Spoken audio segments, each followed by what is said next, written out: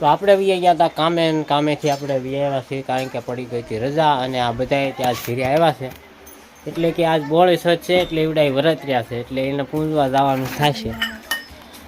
ક્યાં જાય છે? તાર જવાનું છે?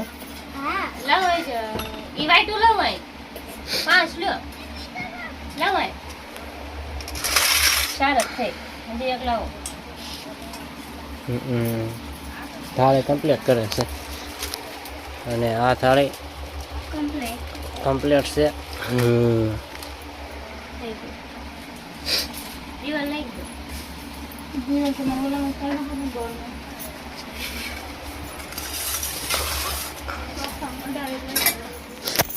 તો આપણે સેતે દાઢી કરતા હતા અને આ જો મૂછું જે હિમી કરવાની બાકી રહી ગઈ છે, આવડી મૂછું હેમી કરવાની છે. જે પેલા કીધું વિડીયો લઈ લેવી, નકર આવડા કીધું પૂજા કરવા વહી જશે.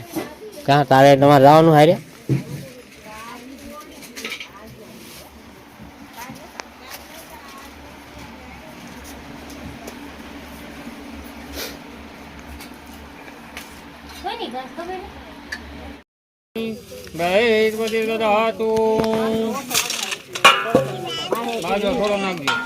गाय माता सेकंदम कनबिनं कनुग्लालंचन निवाचनम समरपिया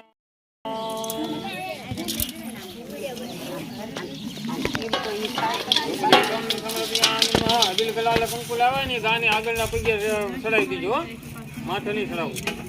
અભિલંચન ગલાલંચન નિવાચનમ સમરપિયામિ નમઃ સેકંદમ કનબિनं કનુગ્લાલંચન નિવાચનમ સમરપિયામિ નમઃ.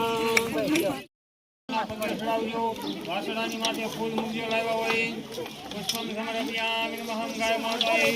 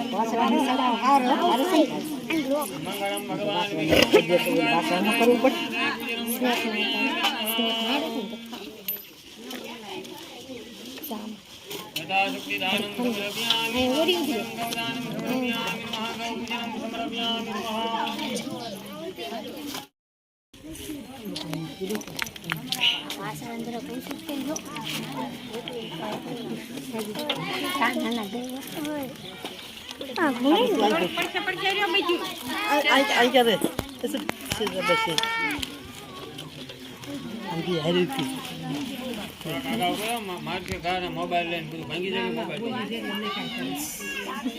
ખબર ન રહે, ધ્યાન ન રહે, ભાગી જાય.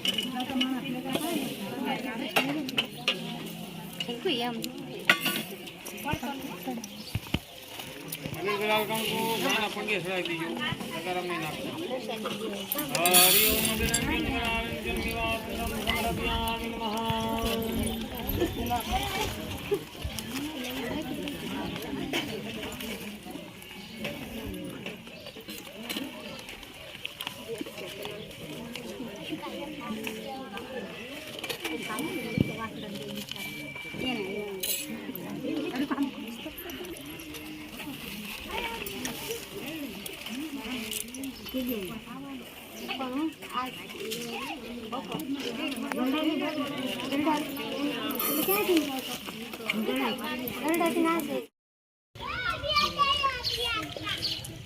પરિવાર જમણો હાથ ધોઈ નાખો. જમણા હાથમાં પાણી થોભી રાખવાનું, ડાબો હાથ નીચે રાખવાનો. ગાય માતાજીને પ્રાર્થના કરવાની, યથાશક્તિ પ્રમાણે પૂજા કરી છે, યથાશક્તિ પ્રમાણે તમારું વ્રત રાશવી, ભૂલ ચૂક થતી હોય માફ કરજો એવો સંકલ્પ કરવાનો. હરિ ઓમ ગાય માતાએ હરિ ઓમ તમાસે પુરુષોત્તમ માસે માસોત્તમ માસે શ્રાવણ માસે વાસવાસી બોળસોતને દિવસે ગાય અને વાછરડાની પૂજા કરી તેથી કૃષ્ણ પાણી નમસ્તુ મૂકી દો. પાણી નીચે પગે લાગીને એવું બોલવાનું, સત તમારું વ્રત તમારું એવું બોલવાનું, એટલે તમારી બધી પૂજાના ભગવાન પાસે પહોંચી જાય, ગાય માતા પાસે. બરોબર? હવે પાણી એક બાજુ લઈ અને પાણીનો લોટો લઈ અને ગાયના પૂછે પાણી રેડવાનું છે. ઊભા થઈ જાઓ.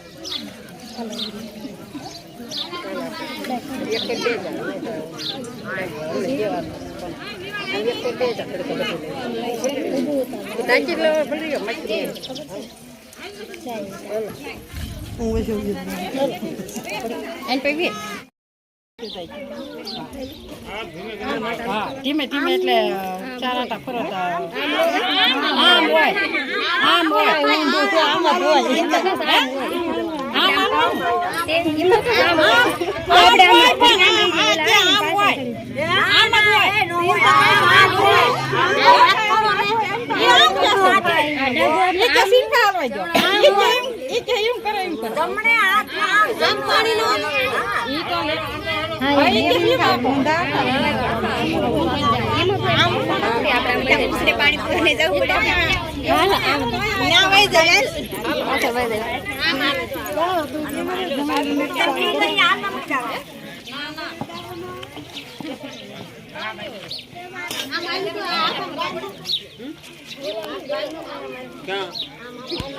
ઓલ પાડો તો એમાં થાય બે બાજુ હરખું થાય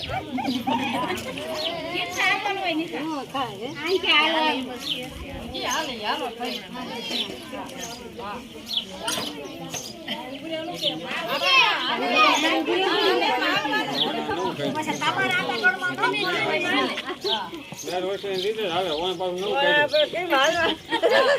નકર કાંઈ કેવું જ ન પડે મેરે બધું સારું થઈ જ જાય આ વખતે નવું નવા કઈ નથી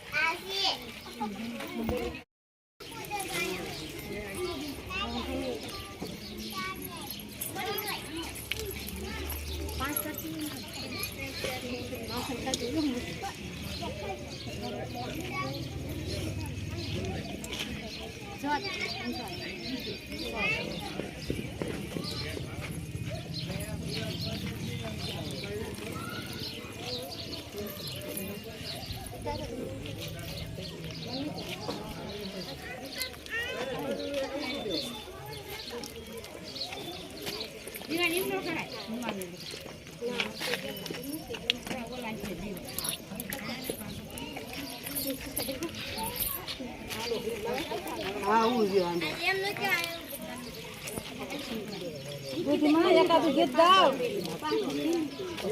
મને ક્યાં આવડે ગાવ લ્યો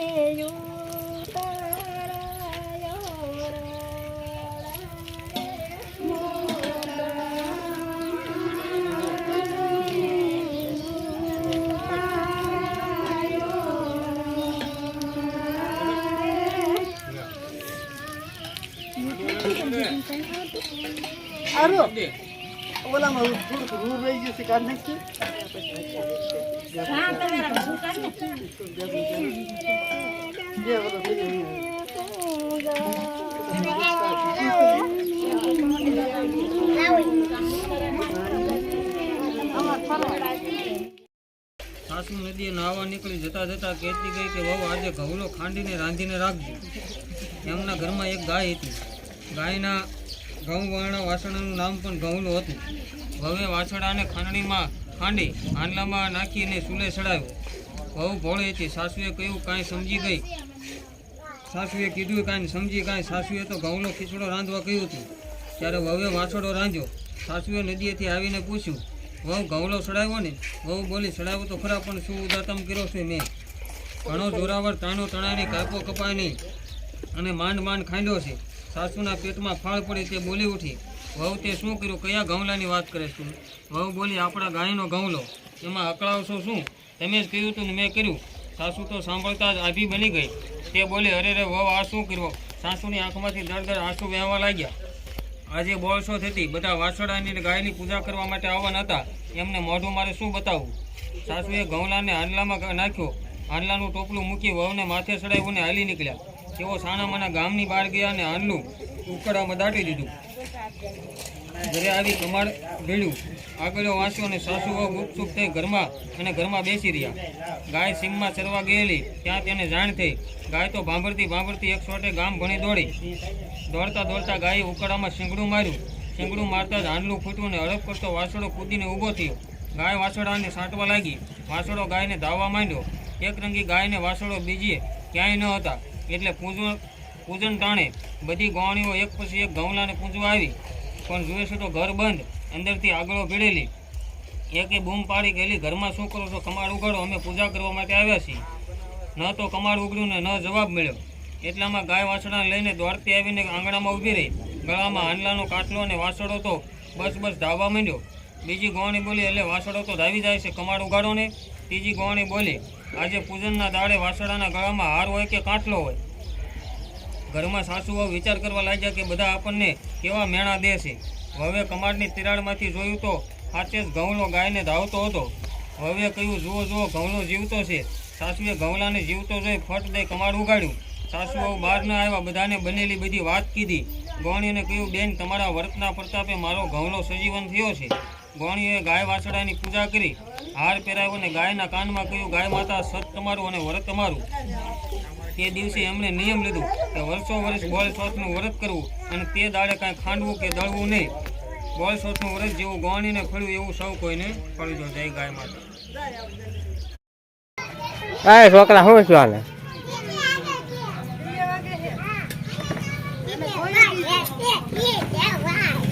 આવડા પૂજીને આવ્યા હે.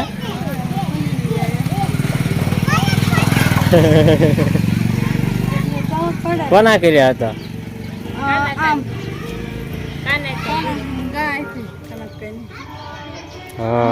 વાડામાં મળ્યો લઈને જાવ હોય ખબર નહીં તો બાકી હવે આપણે ભેંસ જોવા જઈશું. ભેંસ તો જવું પડશે ને, ભેંસનું દૂધ ખાવું પડશે. બાજરાનો છે જ ને દૂધ ન હોય ને. ખવાય. હા એટલે આજ તો ભેંસનું દૂધ ને છાશ ને એવું ખાવાનું હોય, મરસું હમ ને એવું શાક બાક તો કાંઈ ખાવાનું હોય. એટલે મરસા કે મૂળા ગોતવા પડશે હા અને મંગાળો કરીને એવી તાવડી લઈ બાજરાના રોટલા કરવાના. તાવડીઓ ને બધું પડ્યું જ છે તે નેવી તાવડી કોરી તાવડી એટલે હમ અને મંગાળો કરીને આપણે સોલાઈને કેતે આવ્યા ભેંસને ધોઈ લેવી, પછી ખાવા પીવાનું બનાવી રાંધવાનું ને હા 100 વાગી જશે હવે આપણે ચાલો હવે આપણે સાથે ભેંસ જોવા જઈએ અને આ જો આપણે દાઢી બાટી કરી નાખીએ મૂછું કમ્પ્લીટ કરી નાખી પાટી રખાય ને એ રીતે એમ જ કીધું નતું ને. એમ જ કીધું.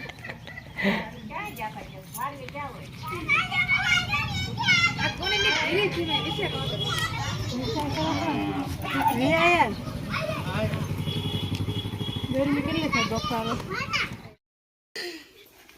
લે હા હું દહીં રોટલો થયો અત્યારે તો હમણાં હવે ખાવાનું થઈ જ જાય છે